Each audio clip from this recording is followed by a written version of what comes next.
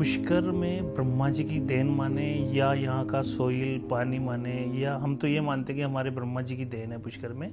तो यहाँ पे पूरा का पूरा बालू मिट्टी है और यहाँ का पानी बहुत मीठा है, जिसके कारण हमारे यहाँ पे लगभग 60 किलोमीटर में हॉर्टिकल्चर क्रॉप होती है।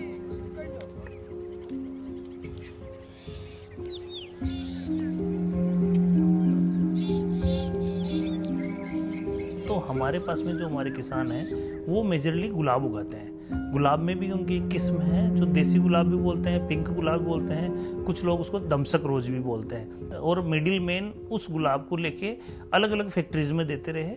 तो हमारे पास में हमारा जो किसान का पूरा हक है वो मिल नहीं रहा था। तो उसी कड़ी के अंदर हमें 2015 के अंदर कृषक विकास संस्थान अजमेर की जो संस्था है वो घूमते हुए आई और नाबार्ड का जो एक प्रोड्यूस फंड था उसके अंदर इस एपीओ का चयन किया गया।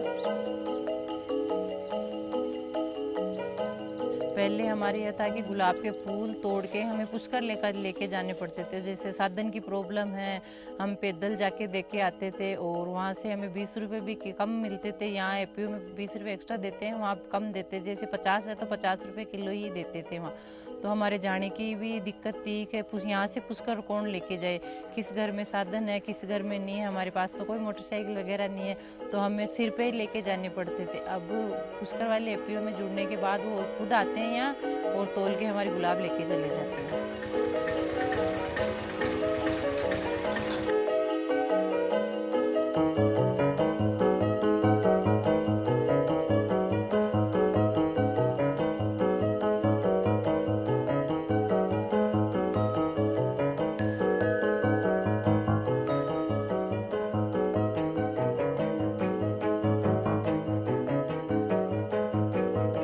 अनस्किल्ड की तरह वर्किंग कर रहे थे पहले। हमें स्किल्ड नहीं था कि गुलकंद कैसे बनाना है, गुलकंद में चीनी कितनी डालनी है। तो उसके लिए हमने कृषि विज्ञान केंद्र अजमेर का साथ लिया।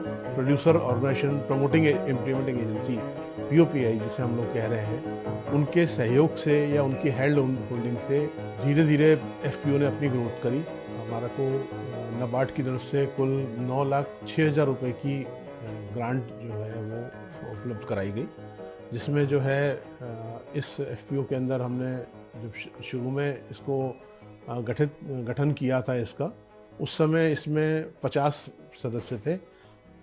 2017 में इसके अंदर जो है सदस्यों की संख्या बढ़ के 510 हो गई और आज की डेट में 865 इसके अंदर से कुल शेयर होल्डर्स हैं। मेरी सिस्टर करती है, मैं करती हूँ, मेरी सास जी करते हैं, हम तीनों सासू भी करते हैं। बहुत अच्छा लगता है हमें, क्योंकि हम काम करते हैं तो हमारा टाइम पास भी हो जाता है और व्यर्थ समय भी नहीं निकलता और इनकम भी आती है। और इनकम आती है तो हमारा घर खर्च भी अच्छे से चलता है। हम सारी महिलाएं इकट्ठा होते हैं तो दिन अच्छा निकल जाता है और रिश्ता बन गया हमारा। पुष्कर और देवनगर के अलावा कुछ नहीं जानते थे। अब पुष्कर वाले एफपीओ में जुड़ने के बाद हमें जैसे नाबार्ड के द्वारा स्टॉल लगाई जाती है तो उसमें भी हमें भेजते हैं। जैसे जयपुर है, कोटा है, तो अलग अलग जगह भेजते हैं। अब हमें इतना कॉन्फिडेंस आ गया कि हम कहीं भी जा सकते हैं। काफ़ी जगह उन्होंने एग्जीबिशन लगवाई और उससे हमें बायर का प्लेटफॉर्म बहुत ज़बरदस्त मिला। तो उसकी वजह से हमारे प्रोडक्ट चलते गए। उन प्रोडक्ट को हमने जो कस्टमर थे हमारे उनसे रिव्यू लेते गए और प्रोडक्ट डेवलप करते गए हम।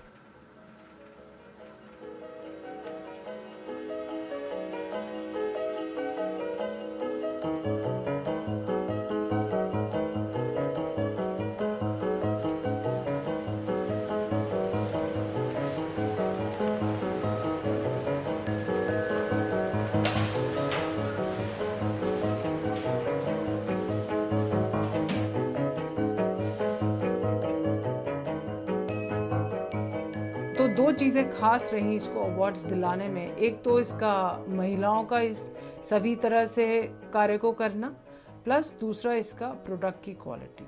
गुलकंद एक ऐसी चीज़ है जो सभी लोग इस्तेमाल करना पसंद करते हैं। इसके अलावा गुलाब का जो शरबत है या रोज़ वाटर है, ये हमारे डेली उसमें भी काफ़ी यूसेज में रहता है। तो लोगों को इसकी ज़रूरत भी पड़ती रहती है और इसका प्रोडक्ट क्वालिटी भी अच्छी रही है।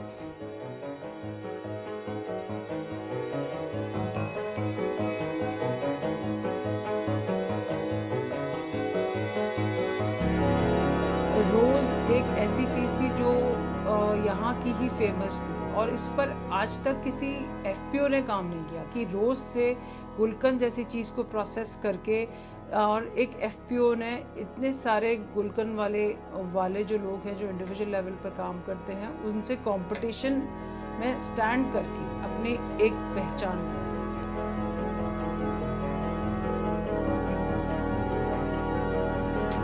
नाबार्ड को हम एक माने तो हमारी एक मदर की तरह काम किया है इस एपीओ को। यदि नाबार्ड नहीं होता तो हम जैसे ट्रेडिशनल अगर खेती करते आ रहे थे, जो हमारे समझ थी, जो मिडिल मैन हमारे काम शोषण कर रहे थे, वो हमारा सीन रहता, वो सीन देखते तो हमें बड़ा खौफनाक लगता है कि यदि आज नाबार्ड नहीं होता तो हमारी स्थिति उसी तरह होती जो आज के 5-7 साल पहले थी।